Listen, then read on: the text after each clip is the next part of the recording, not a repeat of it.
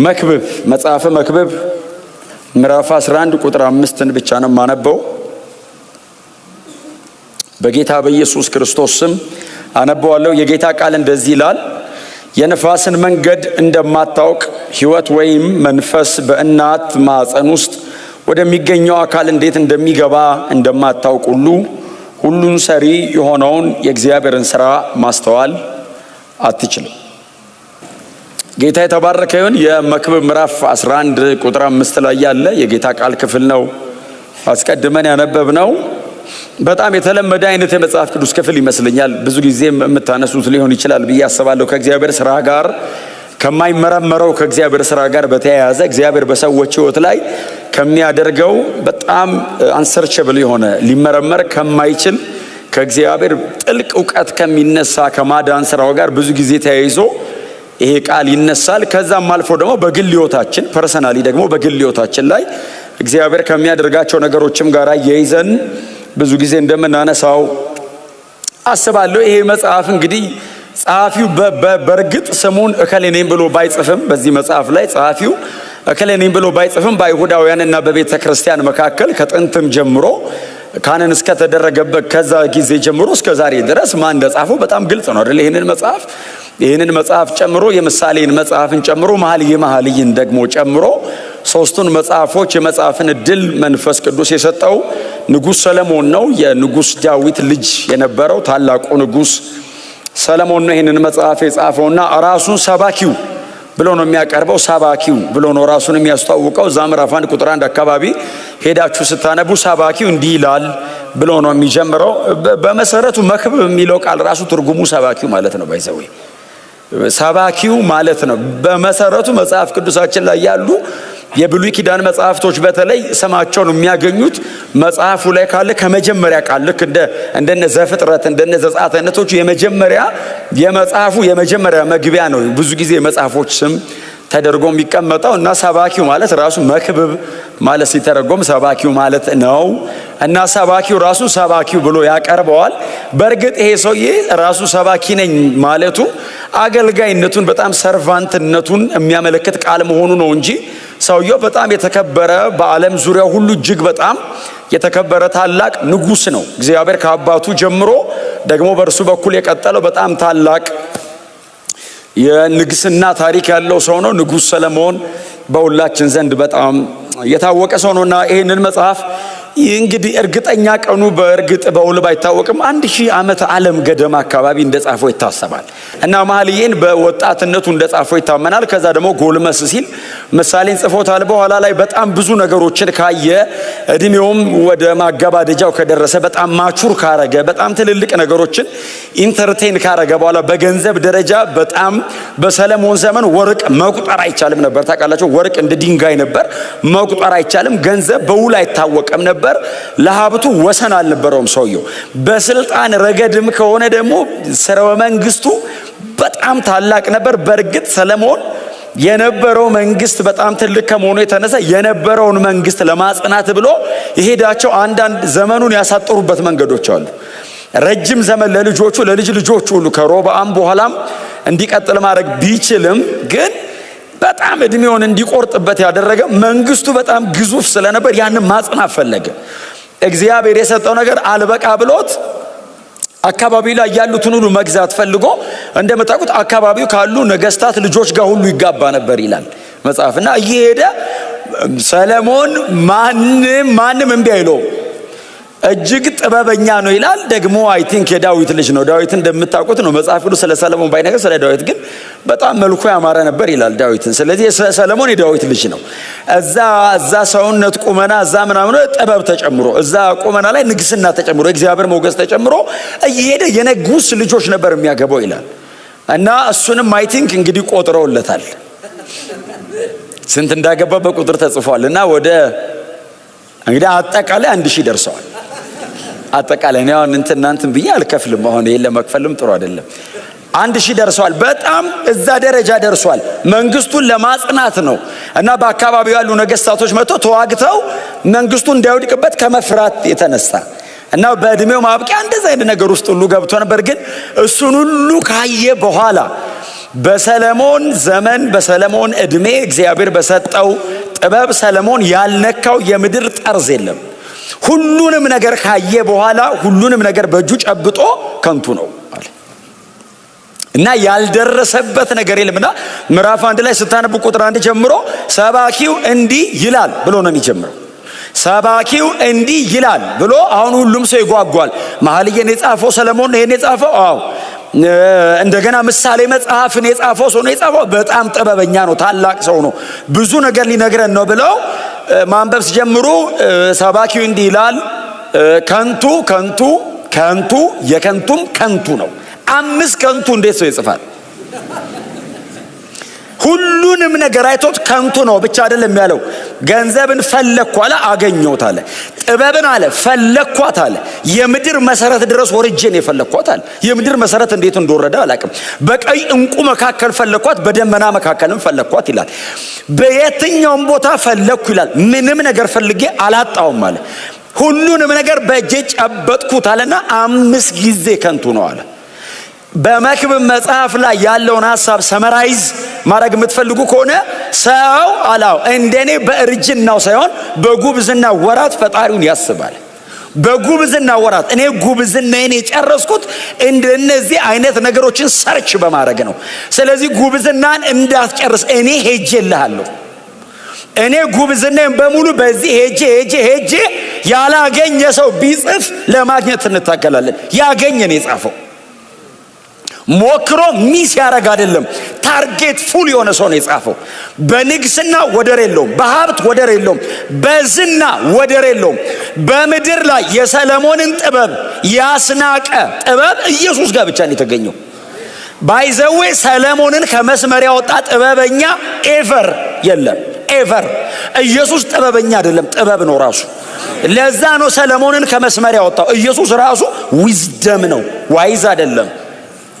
በጥበበኛ ደረጃ ከእግዚአብሔር የቀዳ ጥበበኛ ሰለሞንን የሚያክል የለም። ቆመ ስታየው ትንበረከካል። ጦር ይዘህ መጥተህ አስራት አውጥተህ ነው የምትሄደው። አትችለውም። በጣም ማይቲ ነው።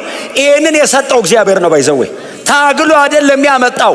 በንግስናው መጀመሪያ እግዚአብሔር ለሰለሞን ተገለጠ። ምን ልስጥህ አለው። የዳዊት ልጅ ነህ፣ ኪዳን አለ፣ የመሲሁ ላይን ነህ። ምንድን ነው የማደርግልህ ለዚህ ህዝብ ሲለው እንደ ባህር ዳር እንዳለ አሸዋ ያለ ዝምራ ብለኛው። ጥበብ ስጠኝ አለው። ኃይል ስጠኝ፣ ጉልበት ስጠኝ። ሁሉም እዛ ውስጥ አለ። ኃይለኛ ምናምን በሙሉ ይቀልጣል ጥበበኛ ጋር ከመጣ። ማንም ከእናንተ መካከል ጥበብ ቢጎለው ነው ተብሎ የተጻፈው።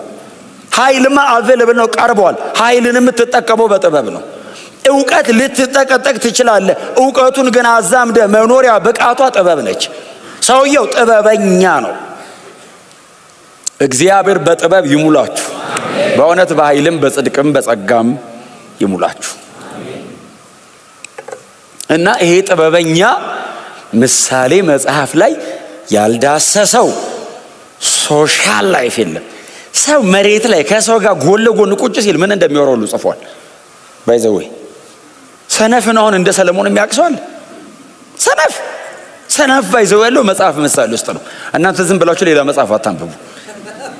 ሰነፍን አይደል ያለው በሙቀጫ አስገብተህ ብትወቅጠው ስንፍናው አይለቀውም። ወቅጠህ አፈጭተህ ምን ብለህ መልሰህ ስታቆመው ስቲል ሰነፍ ነው አይደል? ሰነፍ በአልጋው ላይ አይደል ያለው በር በመዝጊያው ላይ እንደሚሄድ ይሄዳል ይላል።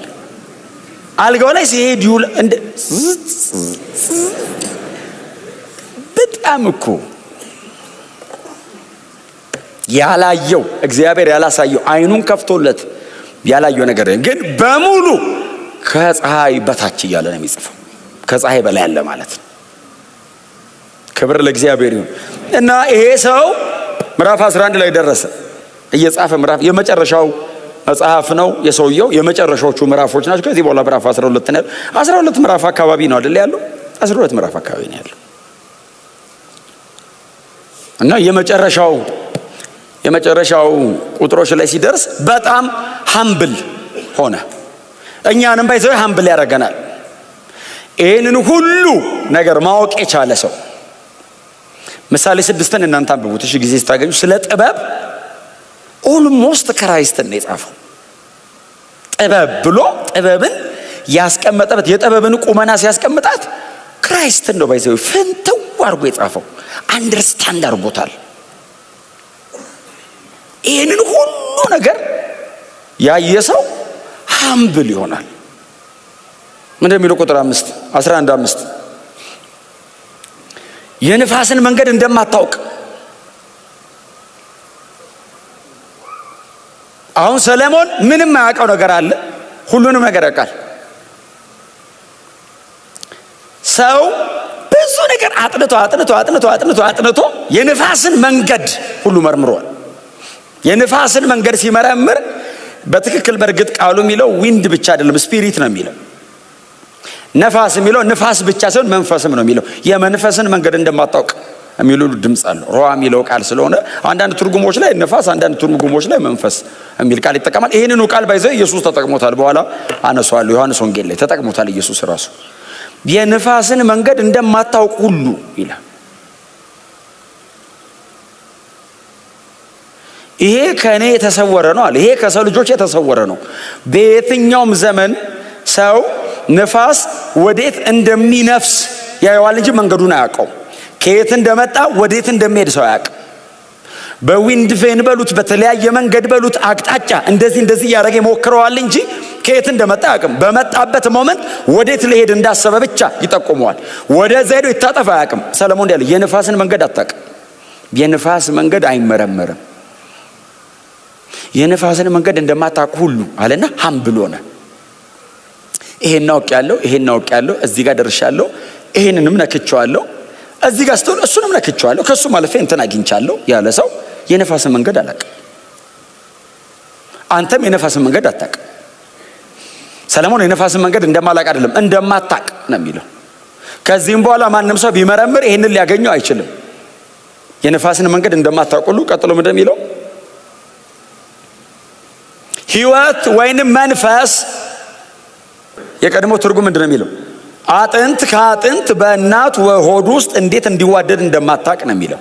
አጥንትና አጥንት በእርጉዝ ሴት ሆድ ውስጥ እንዴት እንደሚዋደድ እንደማታውቅ፣ የንፋስን መንገድ እንደማታውቅ ሲል ኦፍ ኮርስ ማሊያቅ ይችላል ሲሉት ቆይ ላቅርበው አጥንትና አጥንት በእርጉዝ ሆድ ወይንም በእናት ሆድ ውስጥ እንዴት እንደሚገጣጠምም እንደማታውቅ እሱንም ሰርች አድርጓል። እንዴት ፕሮሰስ እየተደረገ እንደሆነ ማንም ሰው ሊመረምረው አይችልም። ስንት ወር ላይ እንደደረሰ፣ ስንት ሳምንት እንደሆነው፣ ስንት ቀን እንደሆነው ሊነግሩ ይችላሉ። አሁን በጣም ቴክኖሎጂው ጣራ ነክቷል። እህቶቻችን የሆነ ወር ሲደርስ እኮ ብዙ ነገር ነው የሚነግሩን። ግን አጥንትና አጥንት መቼ እንደሚዋሃድ ማንም አያውቅም።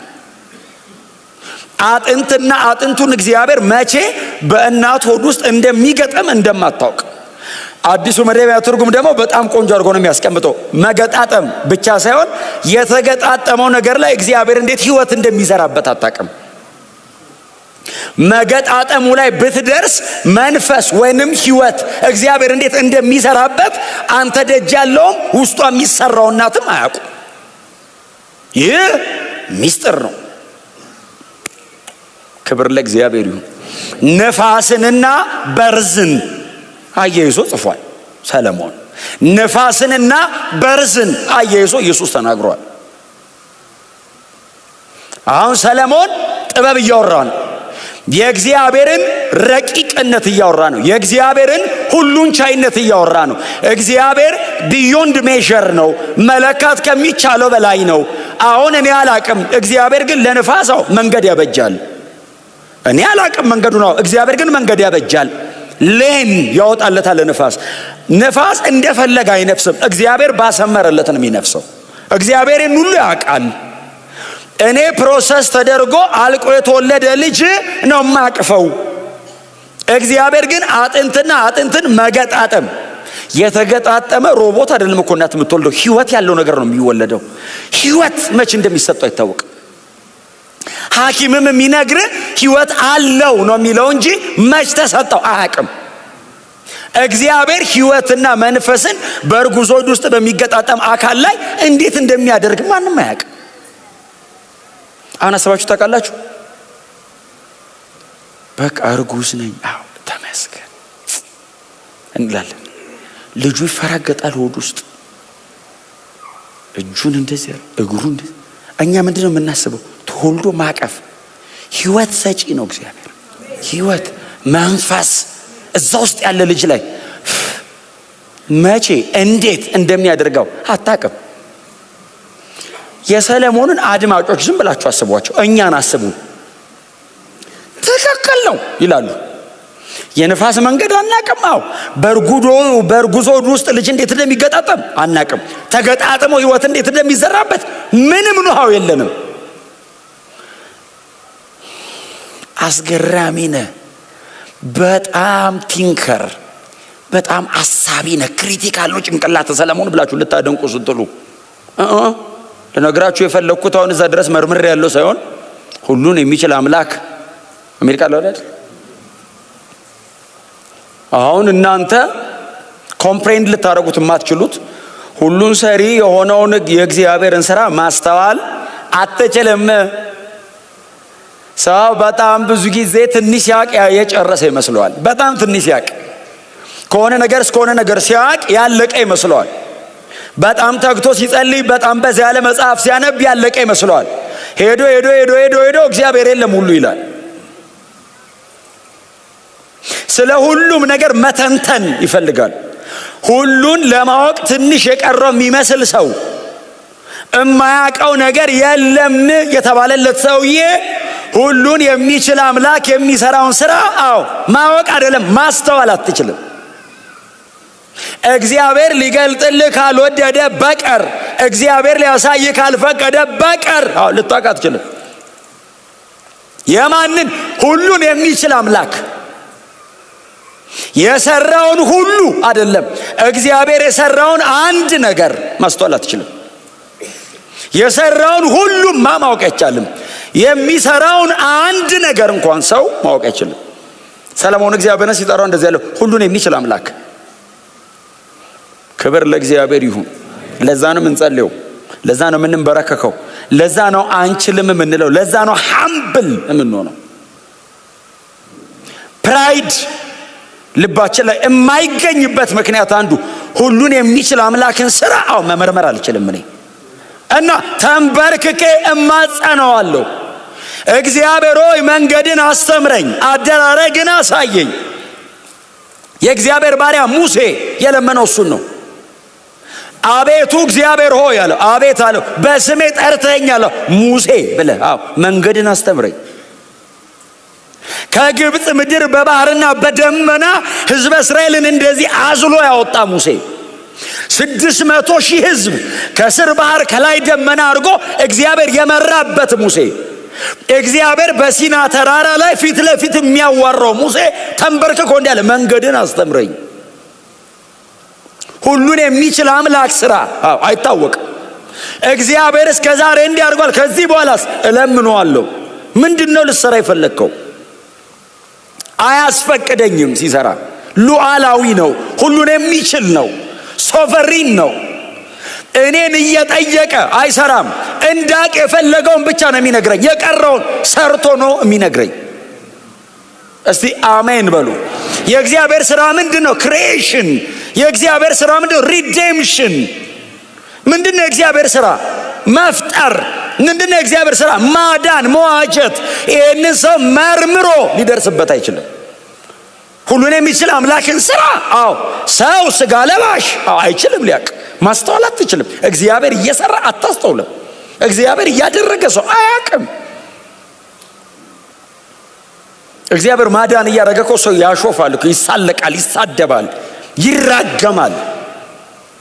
ይህ አይደል እንዲሆነው በአባቶቻችን ዘመን እግዚአብሔር ማዳን እያደረገ ፈርዖን ይንቅ ነበር፣ ይንቃል። የቤዛነት ስራ እግዚአብሔር እየሰራ በበግ ደም አድርጎ ለሚመጣው ነገር ጥላ እግዚአብሔር እየሰራ ፈርዖን ሰጠው ዘንድ እለቅለት ዘንድ እግዚአብሔር ማን ነው? ሰው አያስተውልም። ንጉሥ ሆኖ አያስተውልም። አስተዋይ ነው፣ አያስተውልም፣ አያቅም፣ ይተላለፋል ከእግዚአብሔር ጋር። ማን ነው ሊያስተውል የሚችለው? እግዚአብሔር ብርሃን ይስጠን፣ ማስተዋል እግዚአብሔር ይስጠን። ሰለሞን በጣም አስደናቂ ሰው ነው በእውነት። የእግዚአብሔርን ስራ ዋው! ክሪኤሽንን በጥበብ እግዚአብሔር መሰረት እንዴት መሬት ላይ እንደመሰረተ፣ በጥበብ ሰማያትን እግዚአብሔር እንዴት እንዳቆመ ያወቀ ሰው የጻፈ የተነተነ ሙሴ ዘፍጥረት ላይ ሰለሞን ምሳሌ ላይ ባቀረበው መንገድ ይብን አላቀረበም።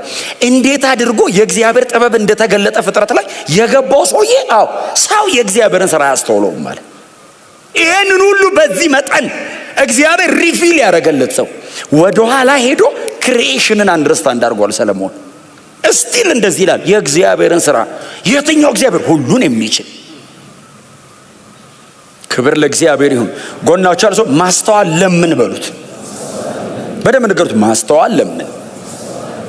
አያችሁ፣ የሆነች ነገር አድርገን ሜካኒካል ሆነን እንዳንሞት፣ የሆነ ነገር ደገም አድርገን እንዳንሞት እግዚአብሔር በህይወታችን ላይ ዲዛይን ያደረገው ነገር መጨረስ አለበት።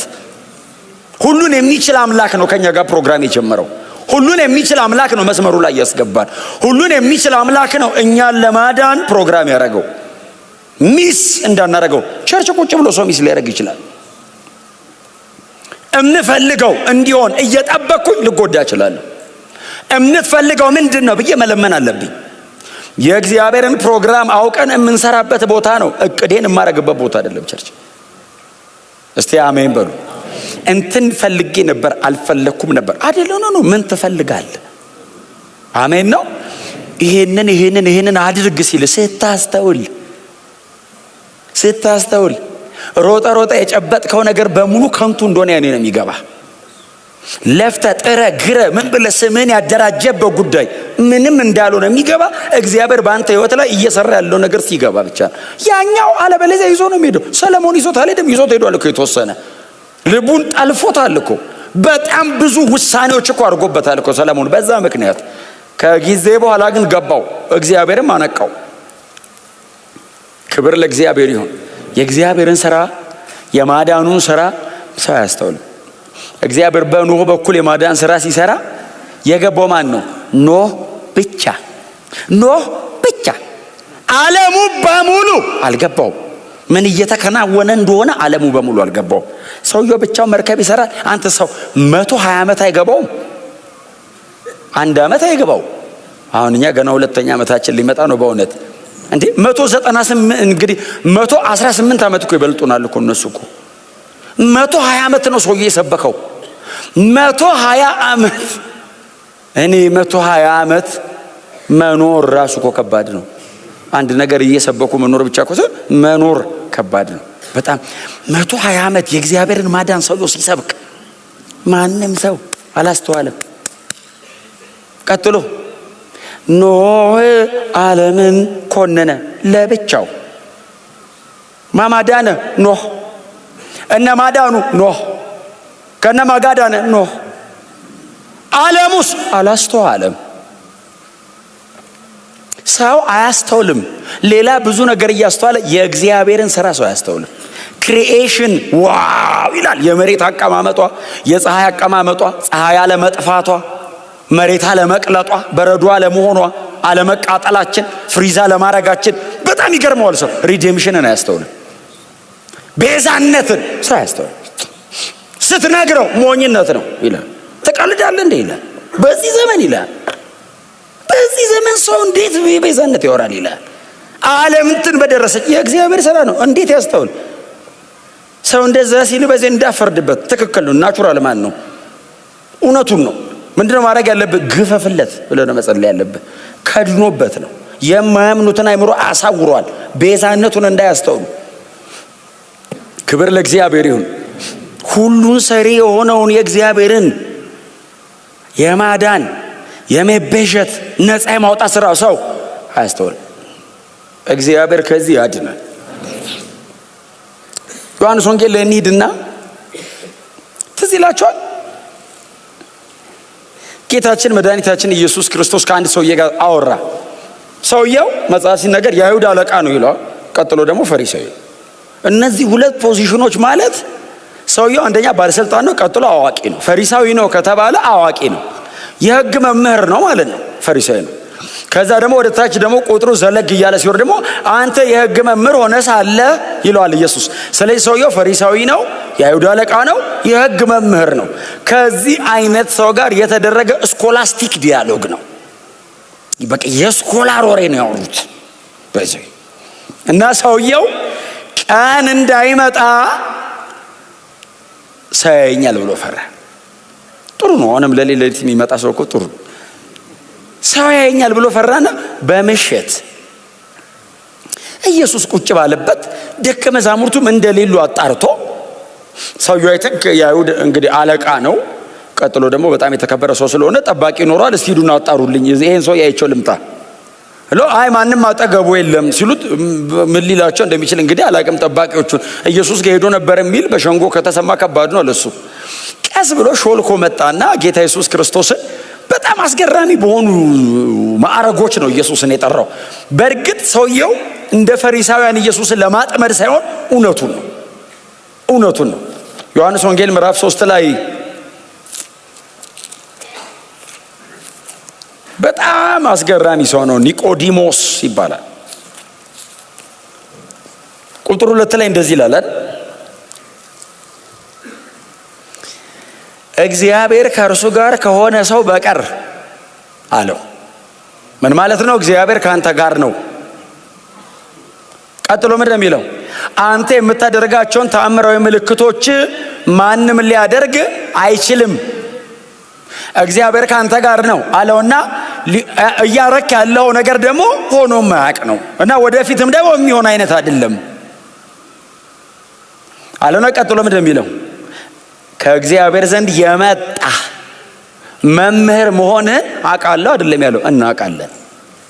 የፈሪሳውያን ጉባኤ በሙላው ያውቃል። ባይዘው ይሄ የሚያሳድድህ ምናምን ነው።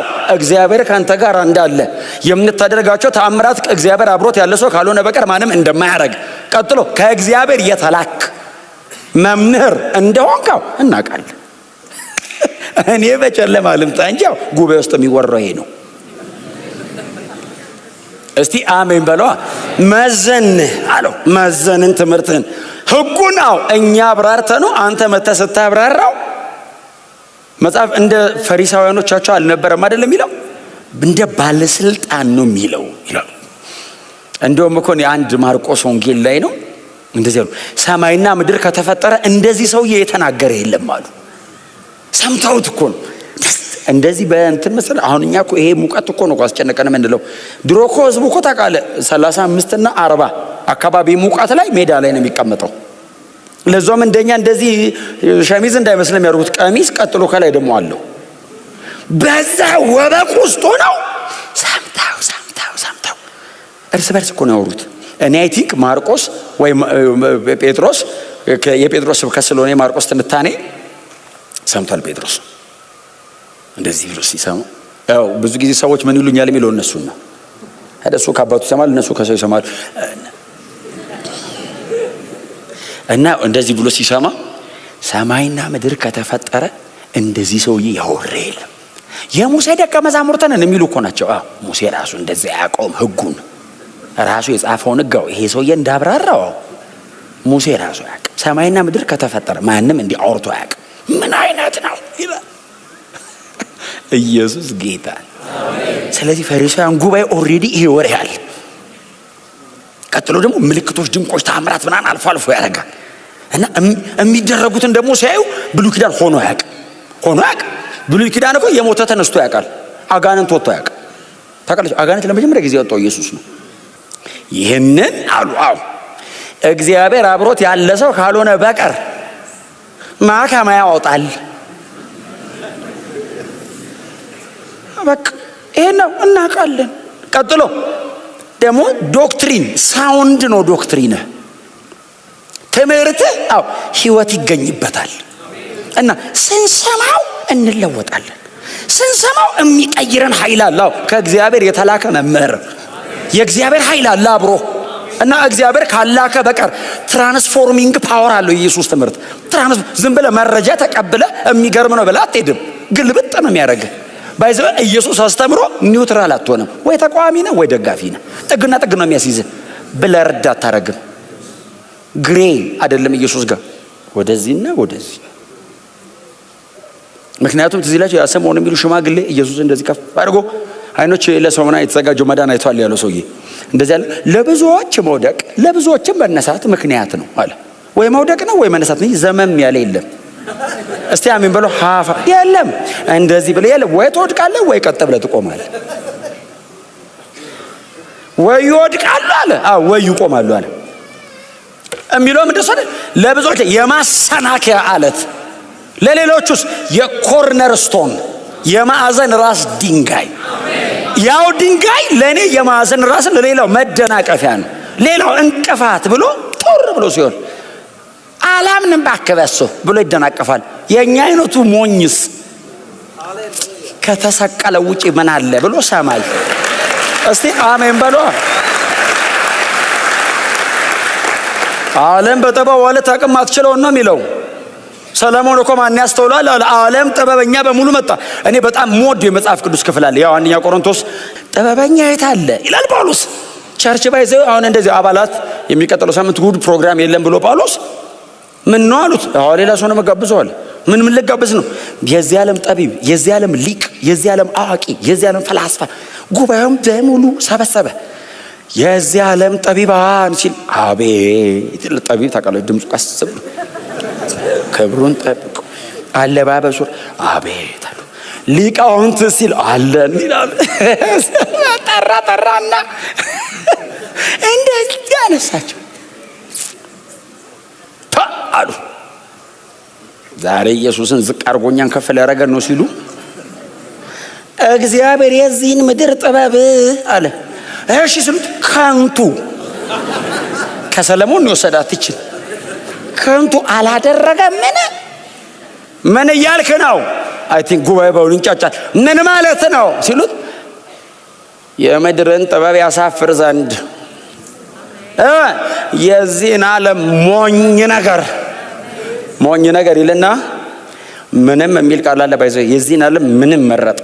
አሁን ምንም ራስ አሁን እኛ ነው አሁን ምንም ማለት እኔም አለበት ባይዘ እያልኳቸው አይደለም እና ኮስተር ምድር ምን መርጦ እነ ሰንበዲ ኖበዲ አረጋቸው። አሜን በሉ። ቸርች ነው እኩል የምንሆነው እዚህ እኩል ኢየሱስ በደሙ ነው ዋጅቶ ያስገባል። በደንብ ጮክ በሉና አሜን በሉ። ለሱ ክብር ይሁን። ይህን ነው የእግዚአብሔር ሥራ።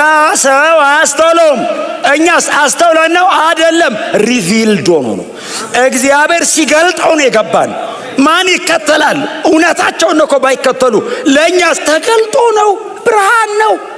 ብራዘር በወርቅ ያጌጠ ሲልክ የለበሰ ቄሳር ተቀምጦ እርቃኑን መስቀል ላይ የተንጠለጠለ የ33 ዓመት ወጣት ትከተላለህ እንዴ? እግዚአብሔር ካላበራልህ በቀር ለዛው ስትከተለው ምክንያታዊ እኮ አይደለም። ያድነኛል፣ የት የዘላለም ሕይወት ይሰጠኛል፣ እንገላልህ ስትገለኝ እሱ ጋር ነው የሚሄደው። እብድ አሏቸው። ነን አሉ። ሰውስ የዘንድሮ ሰው እኮ ነው እኮ በእውነት በጣም በስነ ስርዓት የሚሰብከው። እነ ጳውሎስ እኮ እብድ ሲላቸው ነን፣ ራሱን የሚያቀብድ የገባው እብድ፣ አንደርስታንድ ያደረገ እብድ ነኝ። ማበዱን ያውቃል። ብዙ እብድ እኮ ማበዱን ያውቃል። ልክ ነው እኮ አንተ ነህ እኮ የምታብደው እኮ ታውቃለህ አይደል? እብድ ፊት አንተ ነህ የምታብደው። ያሳድዳል። ምን ሆነ የለበስከ ይላል። ጳውሎስስ የገባው አንደርስታንድ ያደረገ እብድ አብዳል። አዎ አውቃለሁ እንዳበድኩ። በእርግጥ ጤነኛው እኔ ነኝ። አዎ ዓለም ሁሉ እብድ ነው። በእብድ ሀገር ጤነኛ እብድ ነው እንደሚሉት ነው። እኛ ቁጥራችን ስላነሰ እንጂ እኛ ነን ጤነኛ። መሬት ቁጭ ብለን ገብቶናል። የዘላለም ሕይወት እንዳለ ገብቶናል። ኢየሱስ ይመጣል፣ እንሄዳለን። ክብር ለኢየሱስ ይሁን። ይህንን የእግዚአብሔር ሥራ አስተውለነዋል፣ ገብቶናል፣ ተገልጦልናል፣ አንደርስታንድ አድርገናል። ክሬሽን በእግዚአብሔር እንደሆነ ገብቶናል። ሪዴምሽኑም ገብቶናል። እኛ የቤዛነቱ ሥራ ለዛ ነው ከኒቆዲሞስ ጋር አወሩና ኒቆዲሞስ ይህንን ሁሉ ሲደረድርለት ጌታ ኢየሱስ ክርስቶስ በጣም አመሰግናለሁ አንተ በጣም ሾምከኝ አላለውም። የአምላክነት ክብር ነው ጥሎ የወረደው መሬት ላይ። ምንም ከፍ አድርገህ ከፍ አታደርገውም። መከተል ብቻ ነው የሚያዋጣ። አሞጋግሰ እጥፍ ብላ አትሄድም። ኢየሱስ እንደዚህ ያለው ልክ እንደዛ ሲለው ሰው ዳግመኛ ካልተወለደ ወደ እግዚአብሔር መንግሥት አይገባም አለው።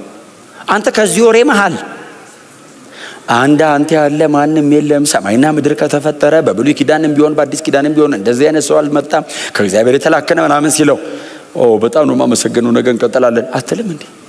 ኢየሱስ ቀጥታ ዳግመኛ ካልተወለድ ካለው ሰውየው እንደዚህ የሚያሞግሰው ሰው ይሄ ሁሉ ከገባ ሰረኔ ያለው ዳግመኛ መወለድ አለብህ። ዳግመኛ ካልተወለድክ የእግዚአብሔር መንግስት አትወርስም አለ። እስከዛሬ ካስተማርከው ይሄኛው ደግሞ ምን አይነት ነው አሉ። ዳግመኛ መወለድ እኮ እኛ ታውቃላችሁ በየአቅጣጫው እኮ ተደብድበን እኮ ነው የገባን። አሁን እናንተ ባይዘው ኒቆዲሞስን አዲስ ክርስቲያን እንዳታረገው እኛ የገባን በጣም በብዙ አስረድተውን ነው የገባን። ቀጥሎ መንፈስ ቅዱስ ገልጦልን ነው። ኒቆዲሞስ በባዶ ነው እኮ ገና እኮ ከአምላክ ጋር እኮ እያወራ ነው። እሺ ካለ እኮ ሊገባና ሊያስረዳው ነው ውስጡ። ደጁ ቆሞ እያወሩ ግን አስቸጋሪ ነው። ለዛ እኮ ነው ጳውሎስ መንፈስ ቅዱስን ተቀበላችሁን ሲላቸው መኖሩን እንኳን አናውቅም ሲሉት መንፈስ ቅዱስ ማለት ነው እንዲህ ያለው አይ ተነጋግረን አይሆንም ማለት ነው። እጅጭኝ ይግባና ውስጥ እሞሮ እንዲገባችሁ ራሱ ውስጥ መምጣት አለበት። እናንተ እኔ ደጅ ቆሜ እሱም ደጆ ነው አይሆንም፣ እንጣላለን። ስለዚህ ጸልይ ይግባና እስቲ አሜን በራ የሚገባ ራሱ ውስጥ መንፈስ ቅዱስ ገብቶ ነው ያስረዳኝ። እኔ እውነቴን ነው የምነግራችሁ። አሁን ያስረዳኝ ነው ማስረዳት እኮ አልችልም። የገባችሁ እንዴት ነው አታስረዱም? ባይዘው እንዲገለጥለት አይደል የምትጸልዩት? ለዚህ ዓለም ራስን ግለጥ ብለው ለምንድን ነው የምንጸልየው? ሰብከን ይደክምብናል። ቋንቋችን ቃል እኮ ይደክማል፣ ያልቅብሃል። የገባህን ማስረዳት አትችልም። ኢየሱስ ጌታ ነው። እና ሰው ዳግመኛ ካልተወለደ ወደ እግዚአብሔር መንግስት አይገባም ሲለው ኒቆዲሞስ እኔ እንደምታኝ ትልቅ ሰው ነኝ፣ በጣም ሎጂካል፣ በእውነት መንፈሳዊ ሰው አይደለም ግን እኔ አሁን ትልቅ ሰው ነኝ አለው። እንዴት ይህ ሰው በዚህ እናቱ ራሱ በህይወት ላይ ኑሩ ይችላል። ትልቅ ሰው ነው በጣም እሱ ራሱ እኮ እና ወደ እናቴ ማፀን ተመልሼ ገብቼ ነው የምወለደው አለው። የፈለገ ትልቅ ቢሆን ሰው ወንጌል ልጅ ነው የሚያደርግ። ዓለም የፈለገ ብታከብረ ቸርች ስንመጣ በእግዚአብሔር ፊት አንቱ የሚለው የለም። እግዚአብሔር ልጄ ነው ሁሉንም ሰው ሰብስቦ ልጆቼን የሚለው። የኔ የ80 ዓመት ዕድሜ በዘላለም አምላክ ፊት ነጥብ አይደለም። እግዚአብሔር እኮ በዕድሜ ሲለካ በዘመናት የሸመገለ ነው የሚለው። ሽማግሌ ነው አይደለም የሚለው። ዘመናት ጠግበዋል እሱ ጋር እያረጁ ሄዱ ዘመናት እና ዘመናትን በመቀበል እነሱን በመጨረስ በማሳለቅ ለዘላለም በመኖር የሸመገለ ነው። በዘመን ብዛት ነው እንጂ በማንነቱ ሸምግሏል አይደለም ቃሉ። ዘመን አረጀ እሱ እጅ ላይ አለቀ። ተቆጥሮ አለቀና ከጊዜ ውጪ ነው እግዚአብሔር። አንቱ የለም በእግዚአብሔር ፊት። ግን በእውነት ነው የምላችሁ የሆነውን መሆን ያለብን እግዚአብሔር ፊት ነው።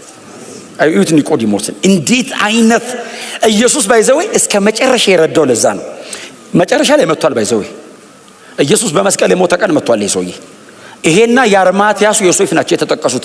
ለምን መሰለ? ጄኒውን ነው። ይሁት ጄኒውን ነው። የማያውቀውን አያውቅ፣ ለማወቅ አይሞክርም። ለምንድን ነው ደቀ መዛሙርቱ 3 ዓመት ተኩል የፈጀባቸው? የማያውቁትን ያውቃሉ። የማያውቁትን ባይዘወይ ጌታ ኢየሱስ የሆነ ነገር ሲል እሺ መምህር ሆይ ገብቶናል ይላሉ። ወደ ታች ወረድ ብሎ ምን ማለት እንደነበር አልገባቸውም ይላል። ገብቶናል ይላሉ። ካልገባ አልገባህም ጸልይ ጌታ ያስረዳኝ ብለህ እንዴ ለምንድን ነው ገብቶኛልም ብሎ እኔ እንዴት ነው ሊገባኝ የሚችለው? አልገባኝም። ተንበርክኬ ክፈተው። ምክንያቱም ያስተውሉ ዘንድ ከፈተው የሚል ቃል አለ። አይገርምም? ሰው ተነጋግሮ አይደለም ተከፍቶለት ነው የሚገባው። ይከፈታል ማለት ነው። ይሄ ነገር 3 አይደል የከፈተው? 3 እኮ ነው የከፈተው። የማውስ መንገደኞች እኮ እነ ቀለዮጳ 3 እኮ ነው። አንዴ አይምሮአቸውን ከፈተ፣ ቀጥሎ ልባቸውን ከፈተ፣ ቀጥሎ አይናቸውን ከፈተ ይላል። በትንተናቸው ነው ያወጣው። በዚህ ይሄን ሲከፍት መጽሐፍ ሲገባቸው፣ ይሄን ሲከፍት ሲቃጠሉ፣ ይሄን ሲከፍት አዩት። 3 ነው ከፍቷቸው የገባቸው። ቶሎ እኮ አይገባንም። ይክፈተው፣ ያስተውሉ ዘንድ ከፈተው። ዝም ብሎ ማንበብ ብቻ እኮ አይደለም። እግዚአብሔር ሆይ ክፈተው ብለህ ግልጥ ስታረገው ወንዝ አትነሳም። የእግዚአብሔር ቃል እንዲህ ነው ተላ እንዲህ ነው የእግዚአብሔር ቃል። ምግብ ምሳ ተሰርዛለህ ቁጭ ብለህ ያጠና በቃል እጠግባለሁ አሉ እኮ እነ ዳዊት። ንጉሥ ዳዊት ሰው በቅቤና በስብ እንደሚጠግባል። ቀጥሎ ቃል ከማልቅ እስቲ አሜን በሏ። ከዛ ስለ ሰከንድ ዳግም ስለመወለድ ቦርን አጌን ስለመሆን ኢየሱስ አስረዳው እና ወደ እናቴ ሆድ ገብቼ ተመልሼ ነው የምወጣው ሲሉ ኒቆዲሞስ አለ አንተ የእስራኤል መምህር አይደለ እንዴ ያለ አዎ ሲል እንዴት እናጣቀማል። ኢየሱስ ደግሞ እንጂ አንተን አደረገው ታውቃለህ። ለነገሩ ለብቻቸው ናቸው። አንተን አደረገው አይደል እንዴ አንተ ይህን ሁሉ ዘመን ስታስተምር ይኖርከው እንዴት አታውቅም? ምን ማለት መሰለህ ብሉይ ኪዳን ስለዚህ ጉዳይ ያወራል ማለቱ ነው ኢየሱስ። ባይዘ እኔ አሁን የመጀመሪያ ተናጋሪ አይደለሁም። እኔ ፊት ለፊት አልኩት እንጂ እንደምመጣና ሌላ ህይወት እንደሚቀጥል የቀደመው ኪዳን ላይ በትንቢት መልክ ተቀምጧል። እኔ ልፈጽመው ነው የመጣሁት እንጂ ነው አዲስ ነገር አይደለም እየነገርኩ ያለሁት። ስለ ቦርናጌን መሆን ስለ እነዚህ ነገሮች በሙሉ ሲነገር ነው የኖረው። አንተ እንዴት እናታስተው እንዴት አታውቅም? ምን ማለት ነው? ህጉን አንብበዋል። ኢቭን እኔ አሁን እያልኩ ያለሁትን ነገር አንብበዋል፣ አላስተዋልከውም ነው።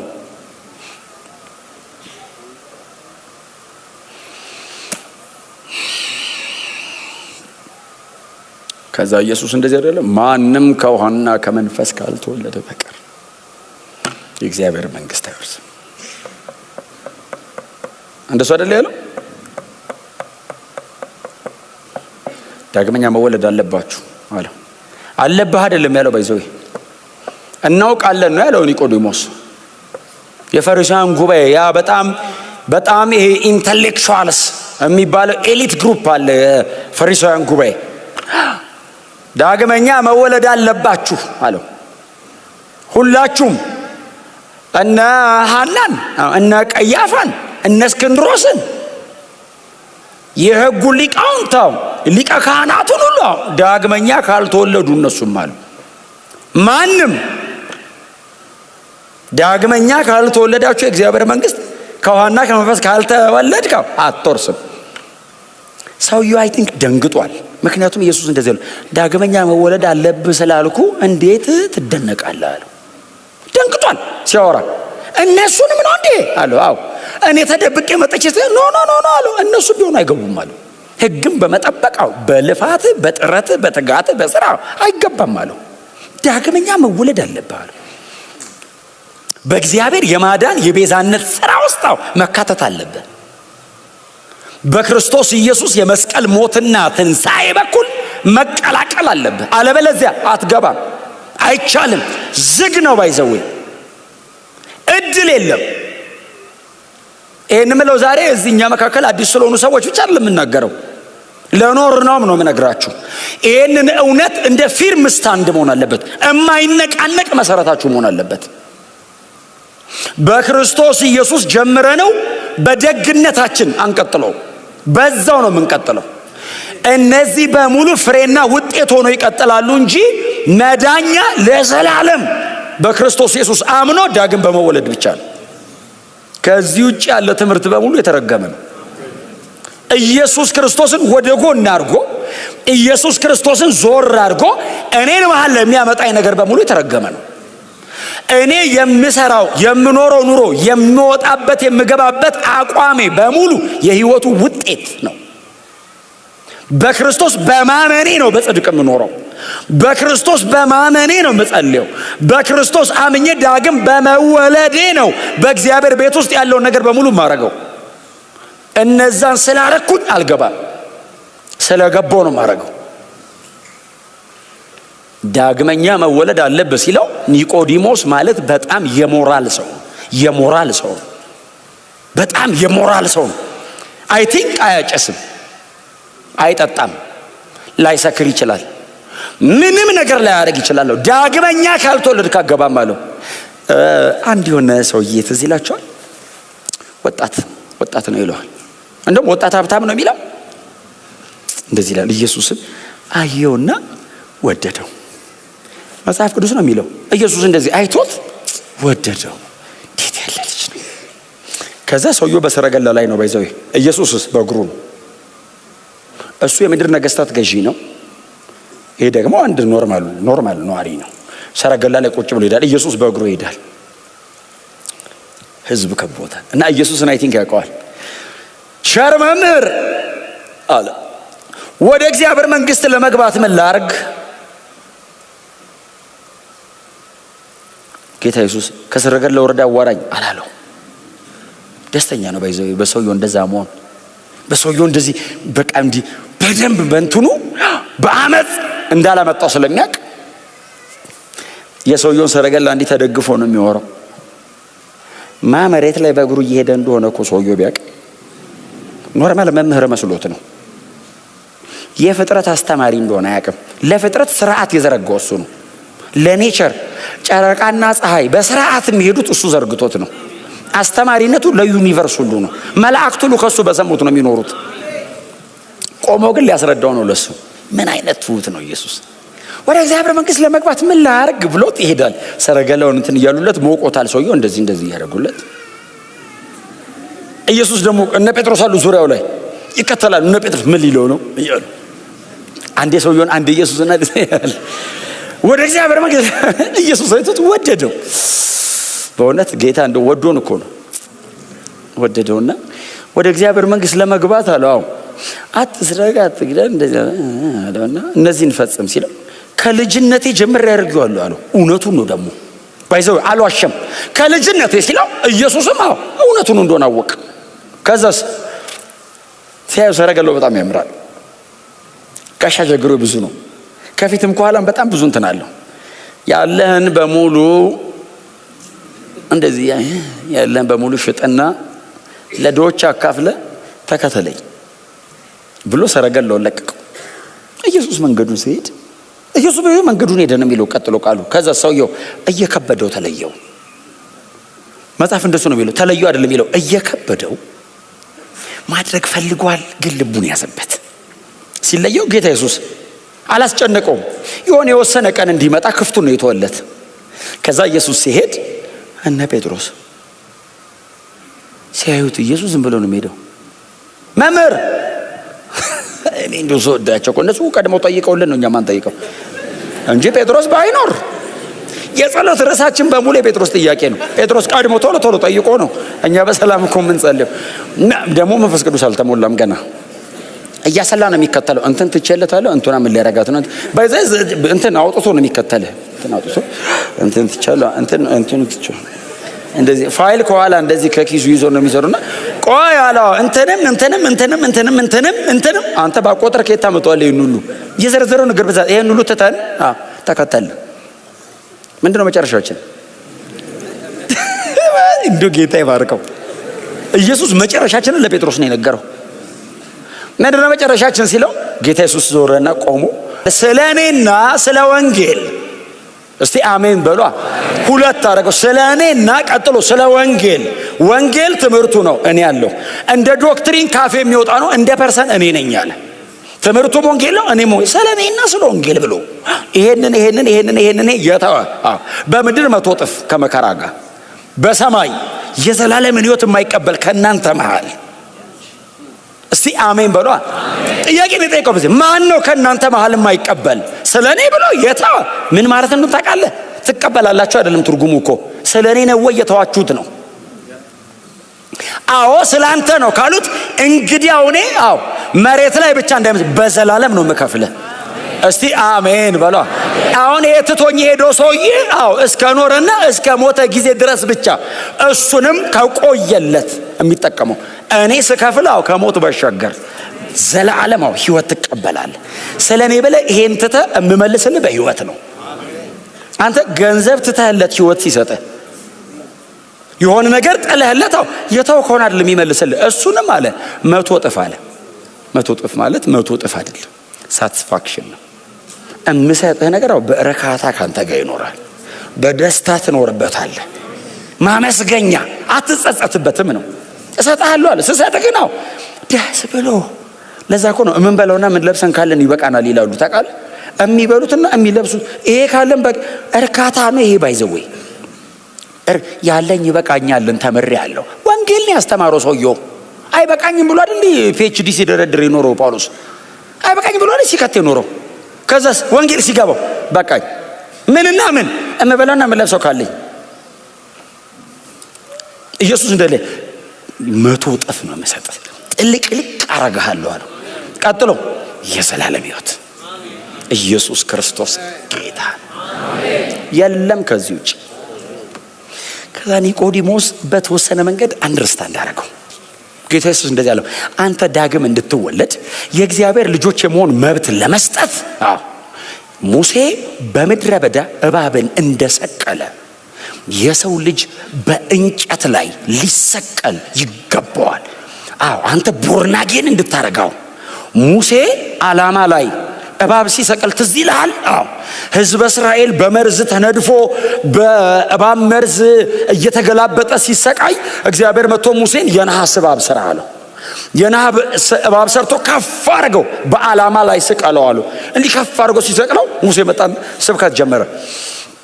እኔ የሰቀልኩት እኔ ነሐስ እባብ የሚያይ በደም ውስጥ ካለ መርዝ ይድናል ሲል ሞኝ የተወሰነ ሞኝ አንዳንዶችስ ያሟል እንዲህ አሁን ከዚህ መርዝ ጋር ምን ያገናኛል? እዚህ ጋር አስረልኝ መርዙን አውጣልኝና ምን እዚህ በእሱ አድኑም። ምድረ በዳ ነው፣ ሆስፒታል የለም።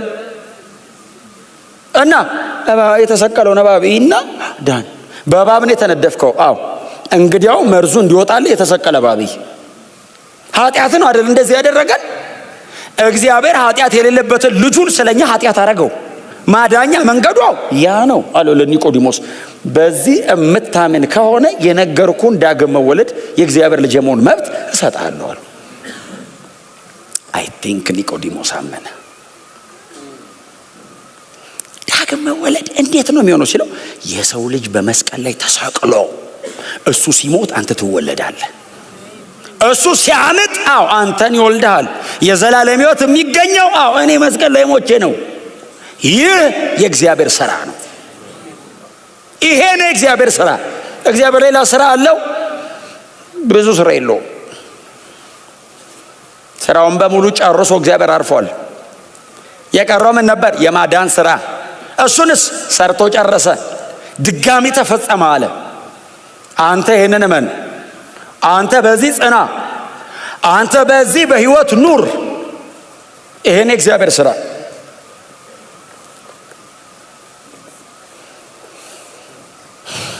እግዚአብሔር የጀመረው ነገር ካለ ምናልባት በጣም ብዙ መመራመር ላይ ጠይቃችሁ ይችላል። እንዲገልጥላችሁ ጸልዩ። እንዲህ ነው እንዲያ ነው እንዲህ ነው እንዲያ እግሩና እጁ መች ተገጣጠመ አትበሉ። ግለጥልኝ፣ አስረዳኝ፣ ንገረኝ፣ አልገባኝም፣ አላወቅኩም። እግዚአብሔር ያስረዳሃል። የማዳን ስራውን በህይወት ላይ የሚያከናውነውን የቤዛነት ስራ ያስረዳሃል። አይ መገጣጠም ብዙ ሰው ሊገጣጠም ይችላል። ህይወት መስጠት ግን የእግዚአብሔር ነው። ህይወት መንፈስ አስገብቶ ህያው ማድረግ ግን የእግዚአብሔር ነው። ጳውሎስ ይተክላል፣ አጵሎስ ያጠጣል። የሚያሳድግ ማሳደግ ማለት ምን ማለት መሰል? ህይወት ነው። ግሮዝ ህይወት ጋር ነው። የሚያሳድግ እግዚአብሔር ነው ማለት ህይወት ሰጪ ላይፍ ጊቪንግ ስፒሪት ያለው እግዚአብሔር ጋር ብቻ ነው።